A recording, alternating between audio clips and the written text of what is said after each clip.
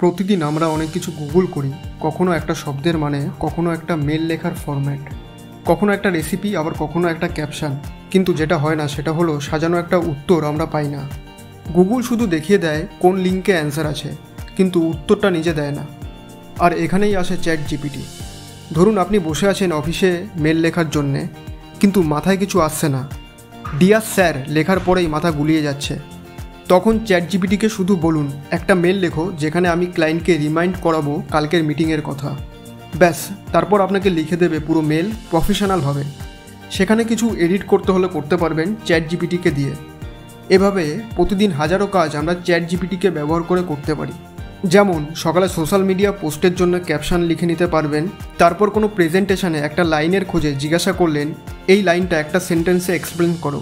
বা ধরুন কেউ কোডিং শেখা শুরু করেছে, তার যদি লজিক ভুল হয় সে গুগলে শুধু এরর মেসেজ পাবে, কিন্তু চ্যাট জিপিটি সরাসরি বলে দিতে পারবে এই কোডটা কেন কাজ করছে না।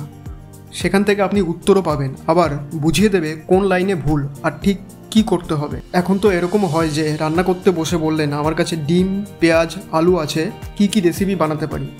ও আপনাকে বলবে বিভিন্ন রেসিপি, এক লাইনে না পুরো রেসিপি পাবেন। তুমি যদি স্টুডেন্ট হও তাহলে নোটস, সংক্ষেপে চ্যাপ্টার বোঝা, এমসিকিউ এর প্র্যাকটিস সবই করতে পারবে চ্যাট জিপিটির সাহায্যে। যদি বাড়িতে বাবা মা বুঝতে না পারে কোনো ম্যাথ ক্যালকুলেশন কেমন হবে, চ্যাট জিপিটিকে শুধু বললেই ও করে দেবে ক্যালকুলেশন। জাস্ট প্রবলেমের একটা ছবি তুলে চ্যাট জিপিটিতে পাঠিয়ে দাও আর জিজ্ঞাসা করো অ্যান্সারটা কী হবে, ও বলে দেবে। বিজনেসের ক্ষেত্রে বিজনেস প্ল্যান গুছিয়ে নেওয়া, তারপর টার্গেট অডিয়েন্স থেকে পিচ ডেক পর্যন্ত সব কিছু করা যায়। এখানে একটা ব্যাপার হলো এই যে চ্যাট জিপিটিতে একবার যেটা জানতে চাইবে ও শুধু সেটার উত্তর দেবে না, ও তোমাকে কনটেক্সট সহ সহজ ভাষায় বুঝিয়ে দেবে। আর একবার যদি অভ্যাস হয়ে যায় তখন আপনি গুগলে যাবেন না, চ্যাট জিপিটিতেই প্রশ্ন করবেন। আর এটা শুধু শর্টকাট না, এটা একটা স্মার্ট হ্যাবিট।